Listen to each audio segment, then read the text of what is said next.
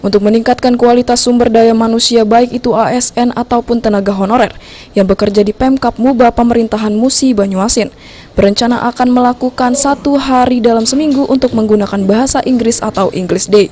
Hal tersebut dilakukan untuk memicu kemampuan bahasa Inggris bagi ASN ataupun honorer di Kabupaten Muba.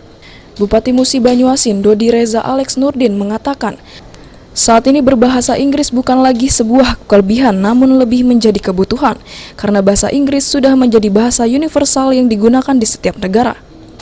Dodi mengatakan saat ini pihak sudah berkoordinasi kepada Kepala BKSDM Muba untuk segera menyusun wacana tersebut agar segera bisa direalisasikan. Apalagi kini Pemkab Muba telah melakukan MOU dengan Indonesia Brain Camp yang memiliki metode pembelajaran bahasa Inggris yang sangat mudah dipahami. Jadi ini semuanya ini kita siapkan bahwa ASN di Muba ini dengan segala resources yang bisa dipelajari itu sama dengan murid-murid dan siswa-siswa yang selama ini kita dorong untuk terus supaya punya wawasan global, punya kemampuan bahasa Inggris, karena saya yakin bahasa Inggris ini sekarang menjadi satu kebutuhan, apalagi dalam 5-10 tahun ke depan. Ini adalah bukan kelebihan lagi, bukan privilege lagi bisa bahasa Inggris, tapi kebutuhan. Ruzi Iskandar, PAL TV.